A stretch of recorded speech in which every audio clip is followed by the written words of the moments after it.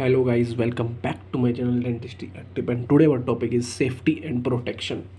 हमने पढ़ना है कि रेडिएशन से सेफ्टी और प्रोटेक्शन कैसे होती है। तो सबसे पहले हम डिस्कस करेंगे कि रेडिएशन के रेडिएशन एक्सपोजर सोर्सेस क्या हैं। सबसे पहला है बैकग्राउंड रेडिएशन। बैकग्राउंड रेडिएशंस वो हैं जो कि हम नॉर्मली बैकग्राउंड सोर्स से, स्पेस से, टेरेस्ट्रियल, इंटरनल रेडियो न्यूक्लियोइड्स, जो भी हमारे बैकग्राउंड एरिया में जितने भी सोर्सेज उनसे एक्सपोज होने वाले रेडिएशन से जो एक्सपोज हम होते हैं, that is background radiations from natural background sources, जिसके अंदर चार है। Radon and its progeny. Radon क्या होता है? डिके होता है यूरेनियम 238 में।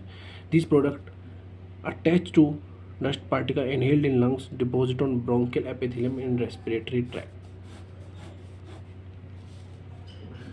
और बैकग्राउंड एक्सपोजर के अंदर सबसे ज़्यादा जो एक्सपोजर है वो रेडॉन का ही है, 73%। नेक्स्ट है space radiation. Radiation from space comes from sun, compose proton, helium nuclei, heavy elements. ठीक है, at sea level 0.3 millisievert per year. और मतलब कि अगर हम बात करें बैकग्राउंड रेडिएशन के अंदर 73% रेडॉन का एक्सपोजर है। स्पेस रेडिएशन का जो एक्सपोजर है वो 11%। Internal radio nucleoids, another source of exposure is ingestion of radionuclides. Food contain uranium, thallium, decay product. 9% of total is internal radionuclides. Next है terrestrial radiations. Terrestrial radiations exposure from radioactive nuclide in soil, primarily potassium 40, decay product of uranium 238 and thorium 232. 7% इनका contribution है in background exposure. तो background exposure के अंदर हम बात करें तो रेडॉन है, space radiation, radon, space radiation, internal radiation and terrestrial radiations. तो इसका 73% है, इसका 11, इसका 9, इसका 7। नेक्स्ट हम बात करते हैं बैकग्राउंड रेडिएशन के बाद। नेक्स्ट जो हमारा सोर्स ऑफ रेडिएशन एक्सपोजर है वो है मेडिकल एक्सपोजर या मेडिकल इमेजिंग। जैसे कि हम बहुत सारे डेंटल एग्जामिनेशन या फिर बॉडी में जितने भी हम एक्सपोजर करते हैं एक्सरेज के लिए, like CT exposure, mostly CT exposure increase the exposure, average exposure 3.1 million, 3.1 millisievert. Dental X ray 0.26% of total medical imaging exposure. तो डेंटल का 0.26% है टोटल एक्सपोजर का, and CT contribute more than 1/2 of medical exposure. Mostly CT scan के exposure ही होते हैं। Third जो exposure वो है consumer products. Radiation exposure from building material, mining, fossil fuel, cigarette smoking, television, dental, porcelain 1.6% of total average annual exposure. Other sources, people work in industrial area, nuclear power generation, 0.1% of total average annual exposure। तो हमने पढ़ा कि भाई consumer product से 1.6% है। अगर हम बात करें ग्लोबली सब टोटल बैकग्राउंड, सब टोटल मेडिकल, तो जो कि सब टोटल बैकग्राउंड, सब टोटल मेडिकल है वो क्या है?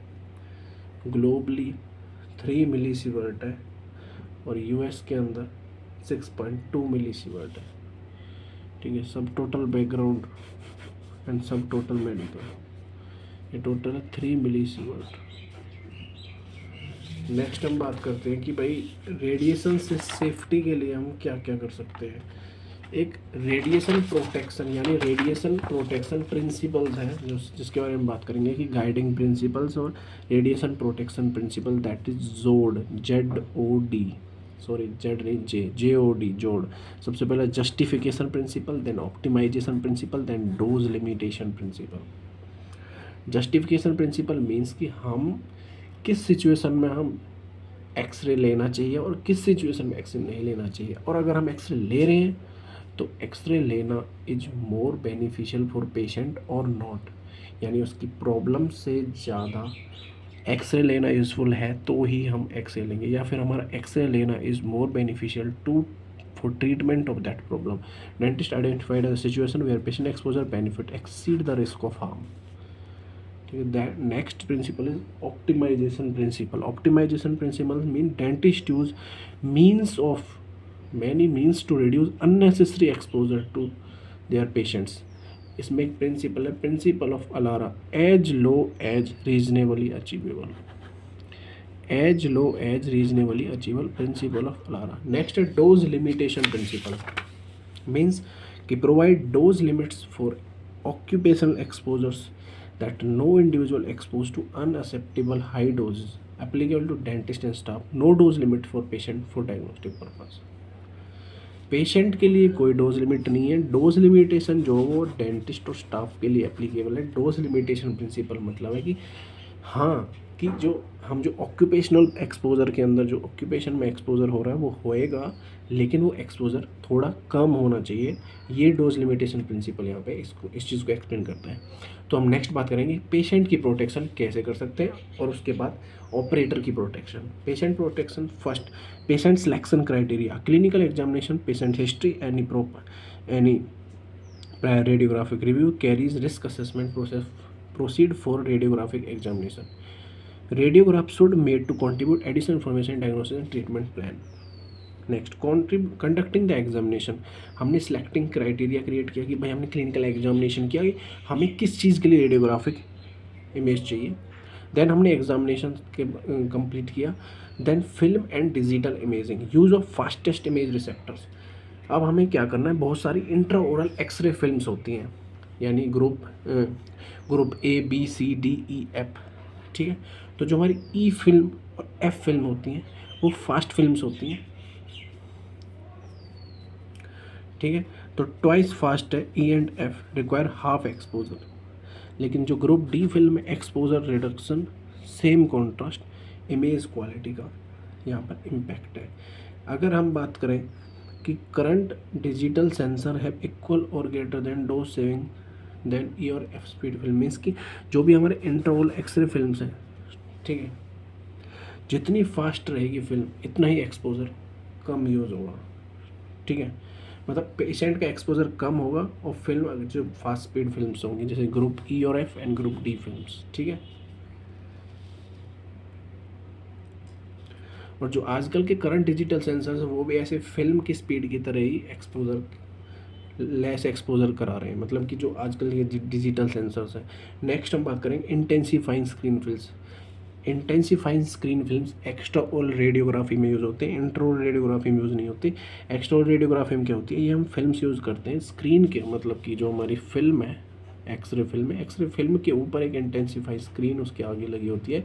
जब यहाँ से एक्सरे जाते हैं तो इसमें से इंटेंसीफाई स्क्रीन में से विजिबल रेज प्रोड्यूस होती हैं और वे विजिबल रेज जाके एक्सरे फिल्म पर जाके स्ट्राइक, एक्सरे फिल्म पे को एक्सपोज करती है, देन इमेज क्रिएट होती है। इस इंटेंसीफाइंग स्क्रीन की वजह से जो इमेज क्रिएट होती है वो इतनी शार्प इमेज नहीं होती, हाँ, बट इसका काम है to protect the patient from exposure. Rare earth intensifying screen recommended combined with high speed films, high speed film के साथ इंटेंसीफाई स्क्रीन को कंबाइन कर देते हैं। It decreases the patient exposure by 55% in panoramic cephalometric radiography. Intensifying screen use gadolinium and lanthanum rare earth elements,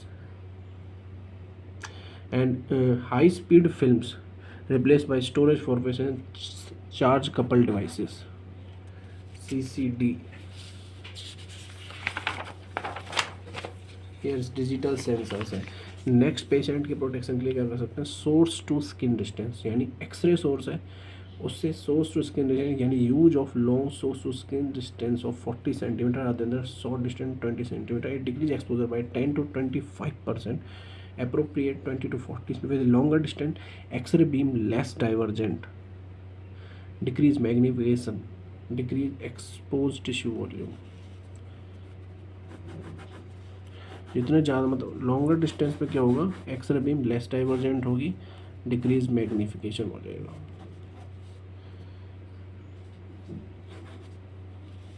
rectangular collimation, collimation हम use कर रहे थे कि हम कॉलीमेटर क्यों यूज़ कर रहे थे कि भाई जो एक्सरे बीम है उसको प्रॉपर अलाइन कर सके, ठीक है। कॉलीमेटर अलग अलग थे, लेकिन डिक्रीज रेडिएशन रेक्टेंगुलर कॉलीमेटर, अगर हम सर्कुलर कॉलीमेटर के कंपेयर में यूज़ करें तो वो 5 फोल्ड डोज को रिड्यूस कर सकता है। Rectangular collimator reduce expose area by 60% than round collimator, ठीक ठीक है। Field of radiation no more than 7 centimetre in diameter, 3 time larger than area of number 2 intraoral film. जब भी हम जैसे फिल्म लगाते हैं ये नंबर 2 इंट्राओरल फिल्म जो होती है वो 3.2 सेंटीमीटर इंटू 4 यानी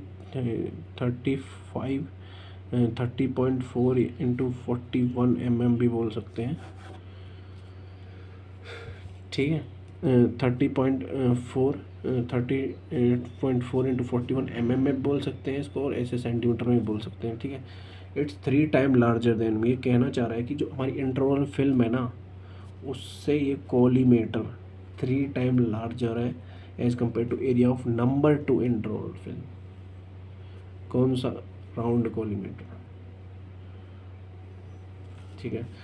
filtration, x-ray beam emitted from radiograph have x-ray photons. Filtration हम किसी फिल्टर क्यों यूज़ कर रहे थे कि भाई फिल्टर हमारा क्या है, लो एनर्जी फोटॉन्स को रिमूव कर रहा था, क्योंकि लो एनर्जी फोटॉन्स ही पेशेंट का एक्सपोजर कराते हैं। तो aluminium filtration, 3 aluminium filtration filter reduce 20% of exposure.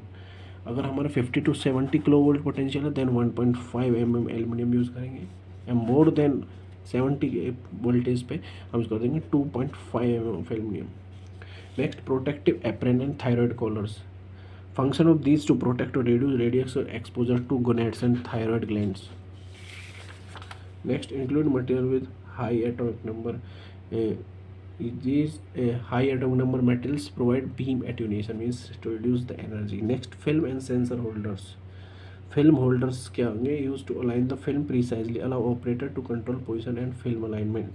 Next, low voltage. Kilo voltage का क्या है? Optimal operating potential, that is 60 to 70 kilo volt potential. Increase in KVP means increase the potential और increase the energy of penetration. Lower KVP image contrast increase. अगर देखो energy ज़्यादा तो penetration ज़्यादा, ठीक है। लेकिन एनर्जी अगर कम, एनर्जी और डेंसिटी प्रोपोर्शनल चलेंगे, एनर्जी कम डेंसिटी कम कॉन्ट्रास्ट ज़्यादा। तो एनर्जी कम या पोटेंशियल कम तो कॉन्ट्रास्ट ज़्यादा, ठीक है। मिली एम्पियर पर सेकंड कैसे सेट होगा कि अगर हम प्रॉपर करंट सेट करके रखेंगे तो हमारा प्रॉपर इमेज, रेडियोग्राफिक इमेज बनेगी। फिल्म प्रोसेसिंग में क्या है कि हम ओवर एक्सपोज ना कर दें फिल्म को, ठीक है, वो चीज़ भी, ठीक है। नेक्स्ट हम बात करेंगे कि पर्सनल प्रोटेक्शन यानी ऑपरेटर प्रोटेक्शन कैसे कर सकते हैं। सबसे पहले बैरियर यूज़ करेंगे बिटवीन पेशेंट एंड ऑपरेटर। एक बैरियर होना चाहिए, कोई लेड बैरियर हो सकता है, वैसे लेड बैरियर या वॉल एक मोस्ट इफेक्टिव मेथड है, बैरियर होना चाहिए, ठीक है। और अगर नहीं है तो stand, if not present, barrier is not present, stand at least 2 metre from the tube head. अगर बैरियर नहीं है तो ट्यूब हेड से 2 मीटर कम से कम दूर रहना चाहिए। अदर पोजीशन डिस्टेंस रूल क्या है? Operator should be at least 2 metre यानी 6 feet at angle of 90 to 135 degree. ना कभी फिल्म को होल्ड करके रखना ऑपरेटर को, क्योंकि इससे तो फिर एक्सपोजर ही होगा, ठीक है। और एनसीआरपी के अकॉर्डिंग जो ऑक्यूपेशनल एक्सपोजर है वो 1 ईयर में, एनसीआरपी के अंदर, एनसीआरपी के अकॉर्डिंग है 1 मिली ग्रे पर ईयर, ठीक है। नेक्स्ट है hand held radiographic devices. Battery operate devices design to held by operating device to minimise operate exposure. A back scatter sealed incorporated device at the end of collimator ring and provide zone of negligible radiation. ये तो फिर इसके collimator के and में fit है battery operated devices, जो कि क्या करेंगे, बैक स्कैटर्ड रेडिएशन को रिड्यूस करेंगे। नेक्स्ट है personal monitoring devices. Personal monitoring device, workers who receive an annual dose greater than 1 millisievert wear personal dosimeter to monitor exposure level. Dosimeter क्या है कि भाई monitor device worn clipped to clothing on front of chest. OSLD technique used to monitor optical stimulated luminescent dosimeter. Device consists strip of crystalline aluminum oxide that luminescence in amount of exposure, then sent to service, then dose is measured. Another technology based on direct ion storage, sensitive to dose as 10 microsievert of X-ray. Monitoring device 10 microsievert of X-ray के against भी sensitive है, यानी इतनी dose को भी major कर सकते हैं. Crystalline aluminium oxide optical stimulated luminescent dosimeter OSLD.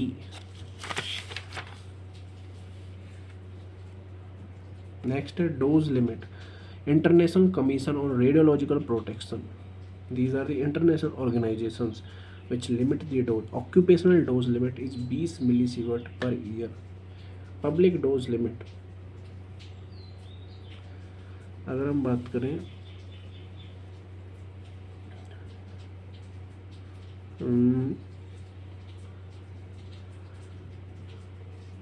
Achievable dose, ये इतना कुछ खास नहीं है. नेक्स्ट बात करते हैं quality assurance. Defined as a programme for periodic assessment of performance of all part of radiography procedure. जो भी हमारी ऑक्यूपेशनल एक्सपोजर है उसके अंदर पर ईयर 50 मिलीसीवर्ट एक्सपोजर हो सकता है. इफेक्टिव डोज की बात कर रहे हैं यहाँ पे. इफेक्टिव डोज, अगर हम इफेक्टिव डोज की बात कर रहे हैं ऑक्यूपेशनल एक्सपोजर में, देन 50 मिलीसीवर्ट पर ईयर. और पब्लिक एक्सपोजर में हम इफेक्टिव डोज की बात करें देन 1 मिलीसीवर्ट पर ईयर. ये इम्पोर्टेंट है, ये इम्पोर्टेंट है. तो आज की वीडियो में इतना ही. Radiation safety and protection. Next video में बात करेंगे एक्सरे की. एक्सरे फिल्म पैकेट यानी डिजिटल इमेज हम स्टार्ट करेंगे. तो इस वीडियो के लिए इतना ही. And guys, thanks for watching this video. If you like the video, then please subscribe my channel and share the video.